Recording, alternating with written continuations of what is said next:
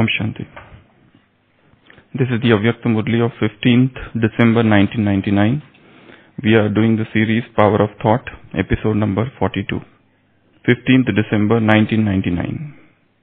Bab Dada had also sent you a signal earlier to tell you that the greatest treasure that you have, the treasure that enables you to create your future as well as the present, is your treasure of elevated thoughts. The thought power that you children have is a great power. It is the power of elevated thoughts. Everyone has thoughts, but it is only you who have the power of elevated thoughts, the power of good wishes and pure feelings, the power that enables you to concentrate your mind and intellect. The more you continue to accumulate your thought power, the more you will progress. You must not waste this power. The main way in which you waste this power is through having waste thoughts. Bab Dada has seen this. Is seen that even now the majority of you are still having waste thoughts throughout the day.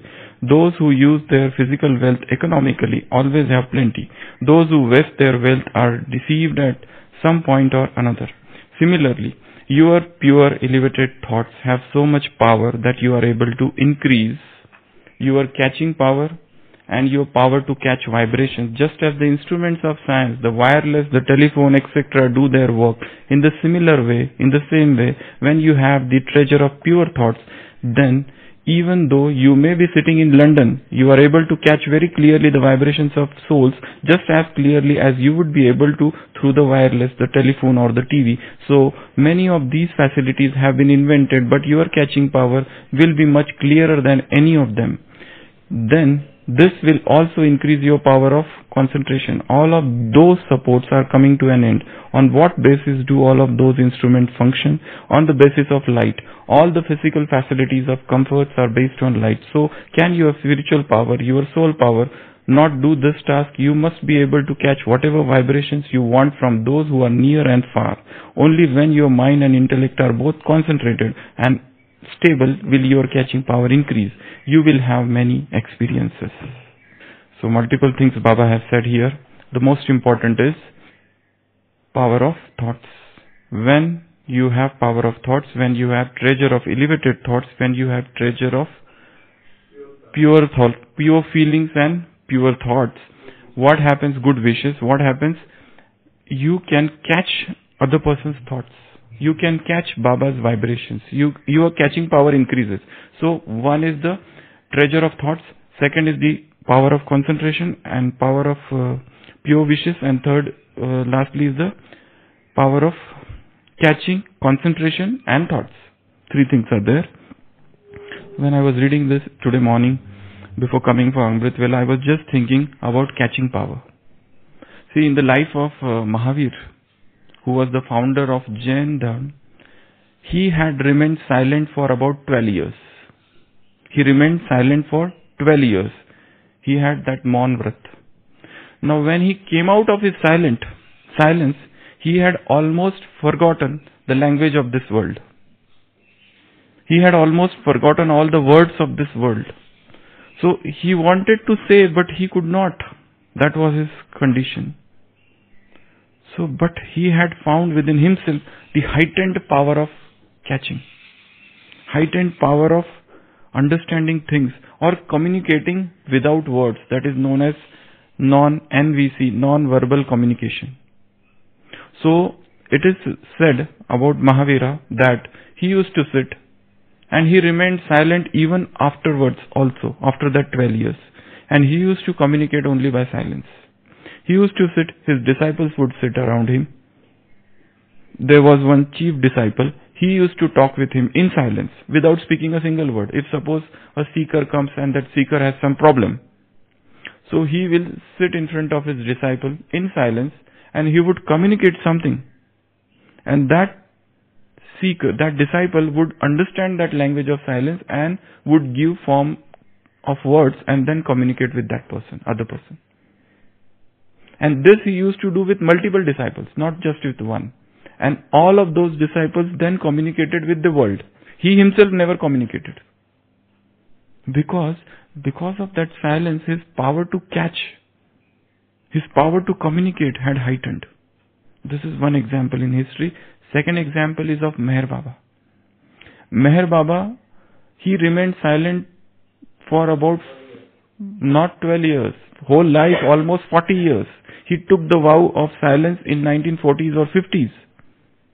And after that, he never spoke. He never spoke. Why? Every time there would be announcement in the newspaper or other places that he is going to speak on this and this date. But the moment that date arrived, he extended the silence. Because he did not feel like to speak. There was one of his disciple, Adi Irani, that Adi Irani has noted down.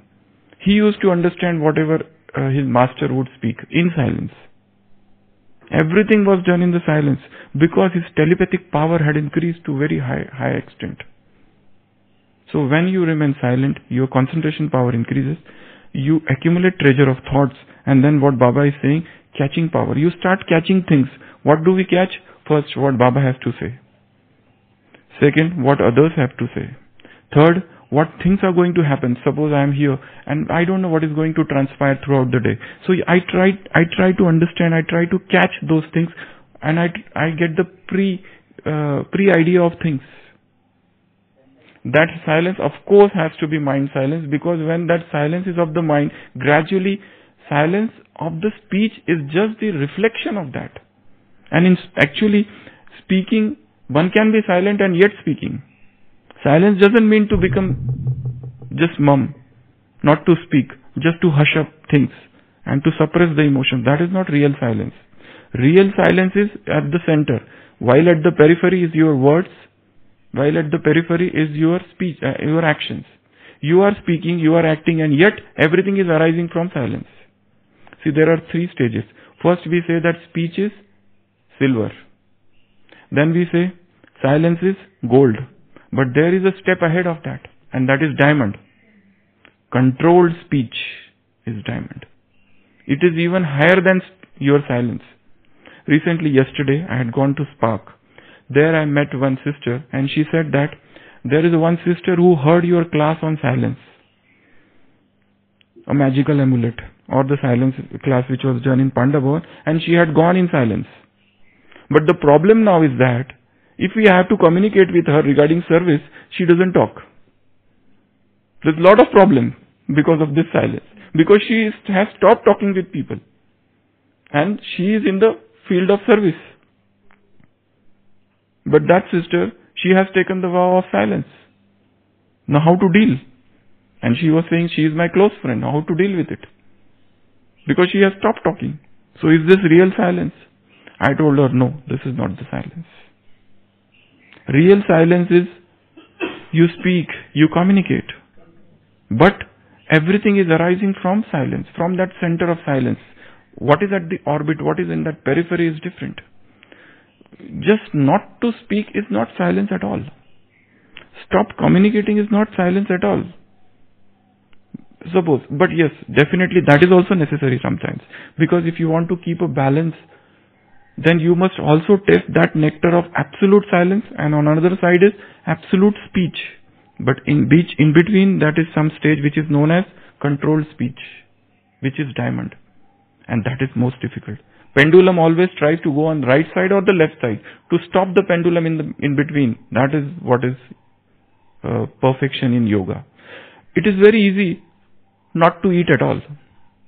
To keep fast, to observe fast is very easy. If you keep fast for one day, you will feel like to keep fast for 2 days. If you keep fast for 2 days, you will feel like to extend it for 7 days. Because during that period, your soul consciousness increases a lot. This is very easy. Other thing is to eat too much. It's very easy. But to eat less, that is most difficult. Not to eat at all is very easy.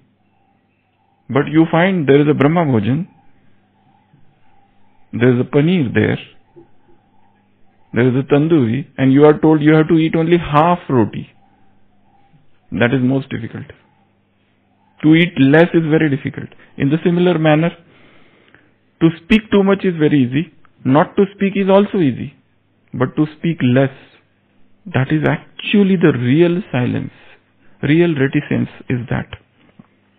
So, I was talking about catching power. So if we want to develop those telepathic powers, if we want to develop that sixth sense, if we want to develop that ESP, extrasensory perception. In my childhood, my father had brought a book, ESP.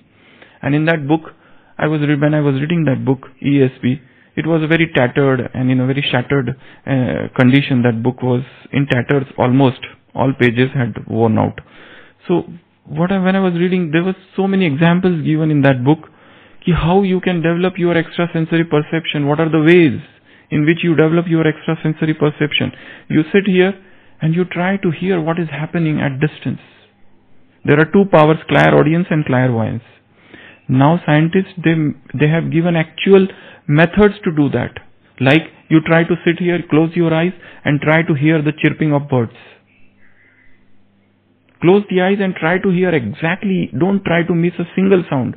If suppose somebody's mobile rings or a vehicle goes, even try to hear that sound. So this will develop your ability for clairaudience.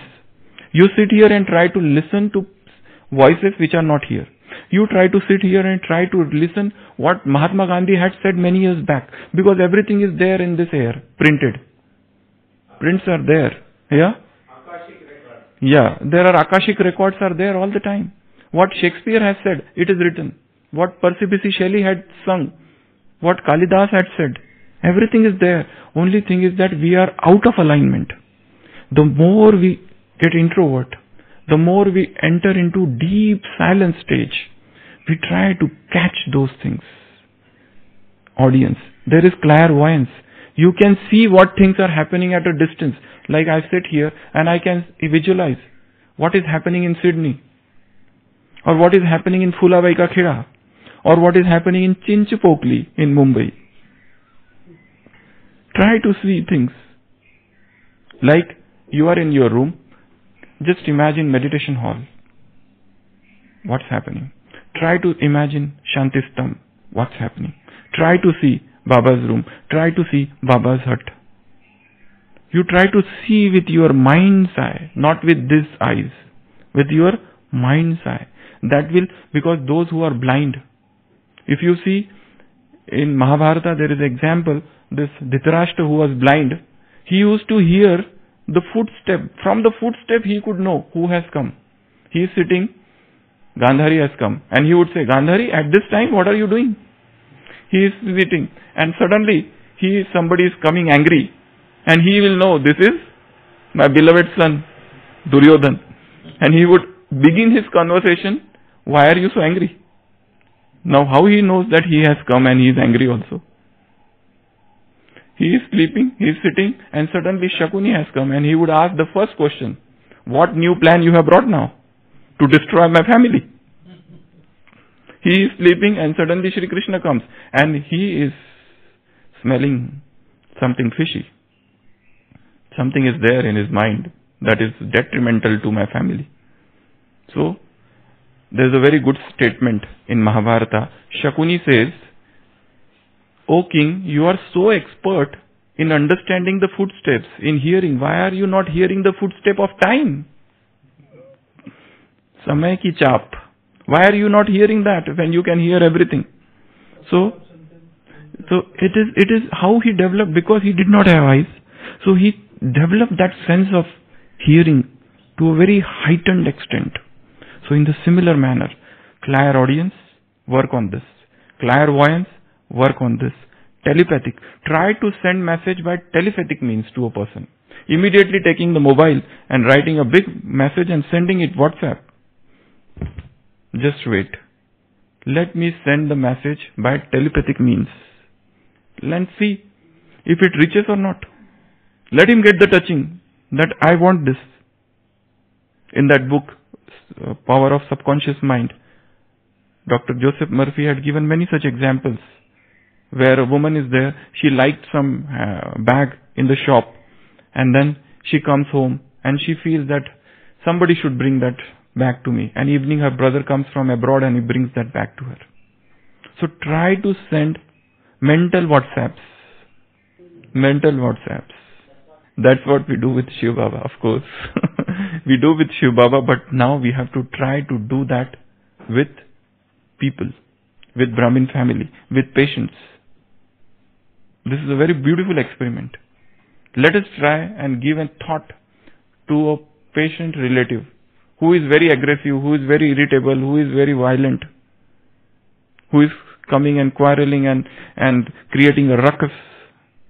We try to plant one thought in his mind.